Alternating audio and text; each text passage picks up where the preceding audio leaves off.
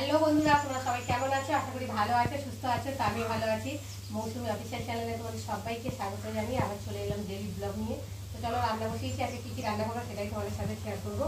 তো চলো, ফার্স্টে দেখো এখানটায় তেল দিয়েছি তাওয়াতে। তেলটা যেহেতু গরম হয়ে গেছে একটু নেড়ে দেবো। আর এই দেখো এখানে মরলা মাছ, গাংমরলা বলে যাকে। তো দেখো কত বড় বড় মরলা মাছটা বেশ টাটকা ছিল। তো নিয়েছি 300 গ্রাম মতো। তো দেখো নুন, হলুদ, লঙ্কার গুঁড়ো সব মাখিয়ে রেখেছি। আর এখন তেলটা গরম হয়ে গেছে আর একে একে মাছগুলোকে দিয়ে ভেজে নেব।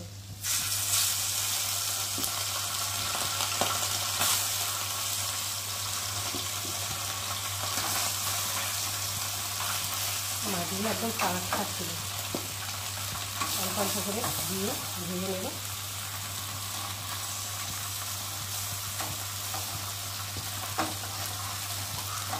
চলো, এইদিকে ভাজা হতে থাকুক। আর এইদিকে দেখো আমি ভাজা বসিয়েছি। আর ওইদিকে দেখো ভাত হচ্ছে, ভাত হয়ে গেছে, মানে ফ্যানটা ঝাড় করতে দিয়েছি। আর এখন আমি নেড়ে দেবো। এটা হচ্ছে আলু দিয়ে, বরবটি দিয়ে ভাজা, পেঁয়াজ দিয়ে ভাজা হচ্ছে।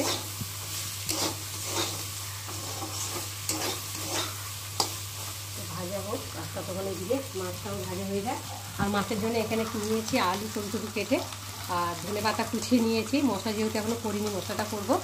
আর ভাত হয়ে গেছে, আর এদিকে ডালও হয়ে গেছে, পাতলা করে মুসুরি ডাল করেছি। তো চলো একা একা মাছগুলোকে ভেজে নিই। তো দেখো বন্ধুরা, মাছ ভেজে তুলে নিয়েছি। ওই তেল ছিল, ওই তেলের মধ্যে, মাছ ভাজা তেলের মধ্যে পেঁয়াজটাকে দিয়ে ভালো করে একটু ভেজে নিয়েছি। আর এখন এই যে কেটে রাখা আলুগুলোকে দিয়ে ভালো করে একটু ভেজে নিই।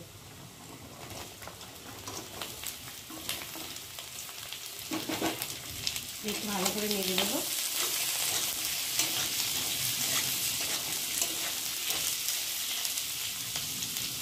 এবার দিয়ে দেবো কটা কাঁচা লঙ্কা।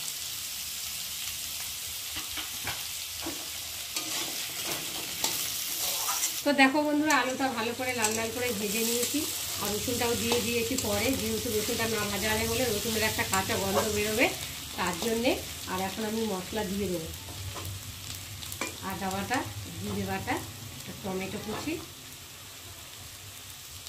লঙ্কার গুঁড়ো, হলুদ গুঁড়ো, আর স্বাদ মতো নুন দিয়ে মশলাটা ভালোভাবে আলুর সাথে কষিয়ে নেব।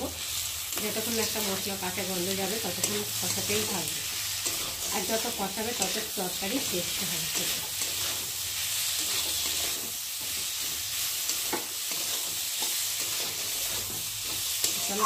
তো দেখো বন্ধুরা, মশলাটা ভালোভাবে কষিয়ে নিয়েছে, আর মশলা থেকে তেলও ছেড়ে দিয়েছে, আর মশলাটা সুন্দরভাবে ভাজা হয়েছে। আর মশলা ভাজা গন্ধও ছেড়ে দিয়েছে। তো চলো এখন আমি পরিমাণ মতো জল দিয়ে দেবো।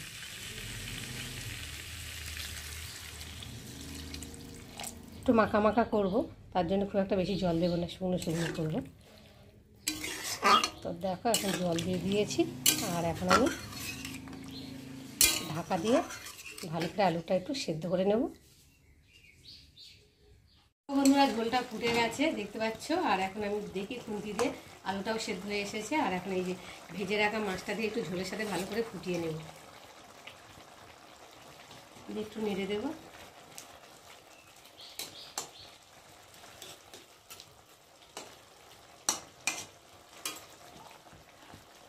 দিয়ে ওপর থেকে ধনে পাতা কুচি ছড়িয়ে দেবো।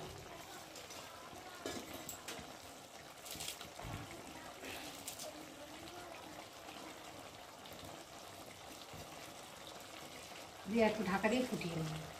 তো দেখো বন্ধুরা, চুনো মাছের চচ্চড়ি তৈরি হয়ে গেছে। আর কেমন লাগছে তোমরা কিন্তু অবশ্যই কমেন্ট করবে।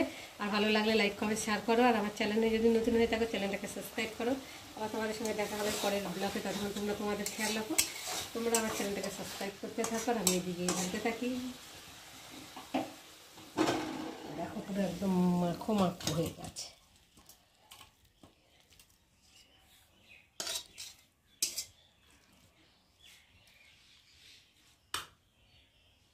তো দেখো বন্ধুরা, রান্না করে চান টান করে আর ঠাকুর পুজো দিয়ে খেতে বসেছি।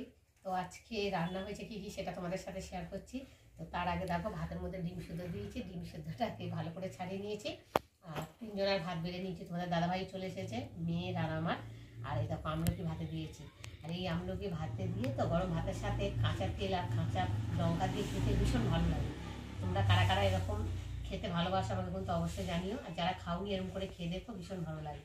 তো চলো আজকে রান্না হয়েছে ফার্স্টে তো ভাত দেখালাম, যাই হোক। আর এখন হচ্ছে বটবটি আলু ভাজা, আর এখানটায় রয়েছে মাছের ঝাল আলু দিয়ে। তোমাদের সাথে রেসিপিটা শেয়ার করেছি, কেমন লাগলো তোমরা কিন্তু অবশ্যই কমেন্টে জানিও।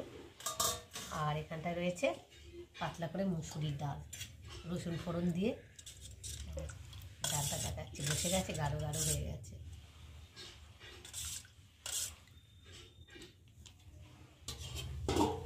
এখন